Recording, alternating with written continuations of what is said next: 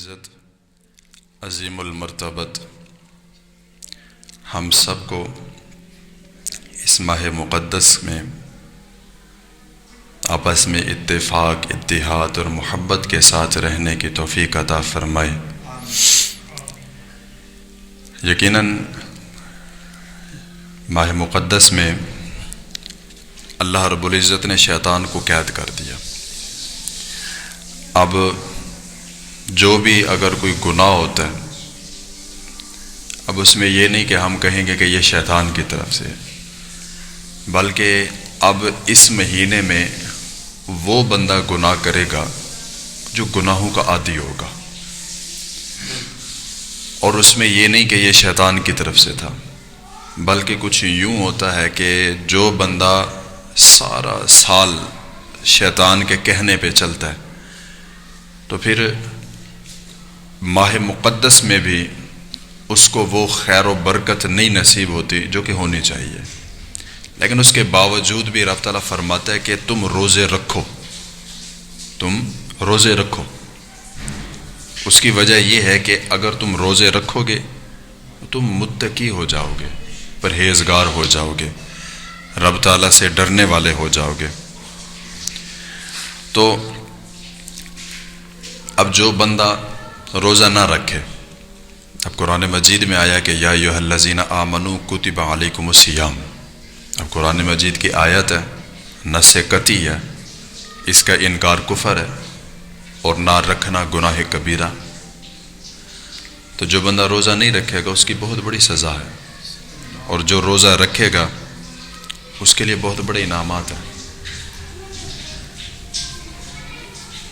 روزہ رکھنے کی جو فضیلت ہے وہ بڑی کمال ہے۔ ہم نے نماز پڑھی، بدلے میں ملی جنت۔ ہم نے صدقہ کیا، بدلے میں ملی جنت۔ ہم نے حج کیا، بدلے میں ملی جنت۔ ہم نے زکوٰۃ ادا کی، بدلے میں ملی جنت۔ ہم نے خیرات کی، بدلے میں ملی جنت۔ تو باری تعالیٰ ہر ایک چیز کے بدلے جنت ملی، تو پھر روزے کا کیا درجہ اور مقام ہے اور کیا ثواب ہے۔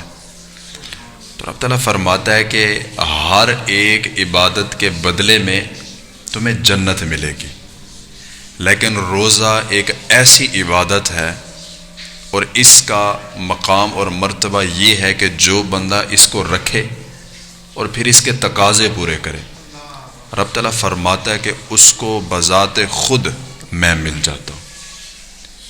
مطلب کہ جو بندہ روزے رکھے اس کو رب تعالیٰ کی ذات نصیب ہوتی ہے۔ تو روزہ رکھنا کوئی چھوٹی سی بات نہیں، اور یہ نہیں کہ صرف ہم رکھ رہے ہیں، یہ ہم سے پہلے قومیں بھی رکھتی تھی، یہودی بھی روزہ رکھتے تھے۔ پھر صحابہ کرام میں بھی یہ بات پھیلی کہ روزہ وہ بھی رکھتے گئے، روزہ ہم بھی رکھتے گئے۔ تو باری تعالیٰ اب یہ یا رسول اللہ اب یہ تقسیم کیسے ہوگی کہ کون جو ہے وہ مسلمان ہے جو روزہ رکھ رہا ہے اور کون ہے جو یہودی ہے جو روزہ رکھ رہا ہے۔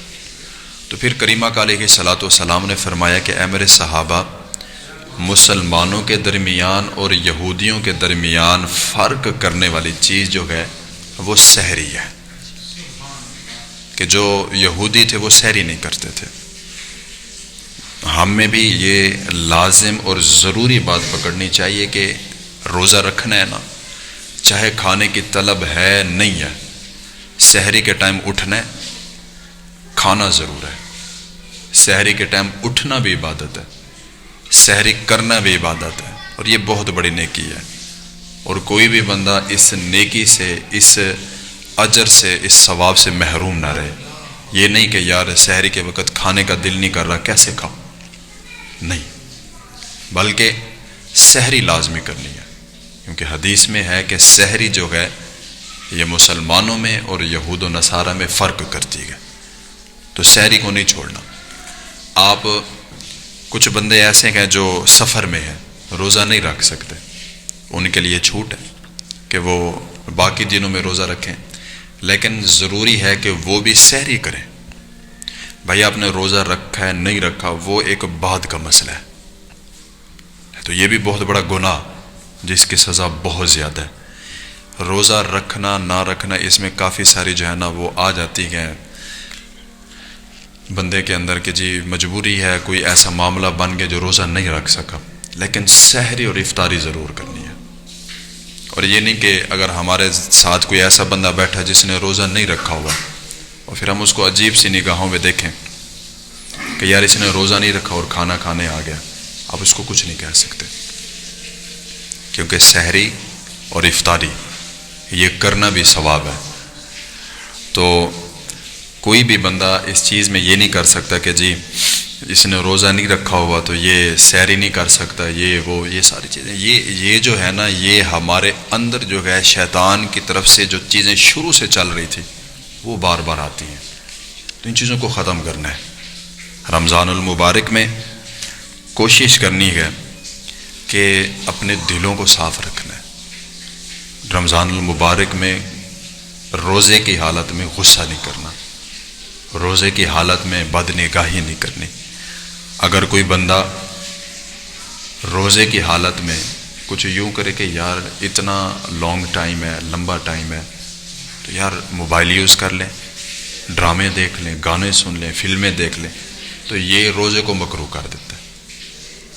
اگر روزے کی حالت میں آپ کو غصہ آ گیا تو یہ بھی آپ کے روزے کو مکروہ کر دے گا۔ روزے کی حالت میں آپ نے کسی غیر محرم کو دیکھا، یہ بھی آپ کے روزے کو مکروہ کر دے گا۔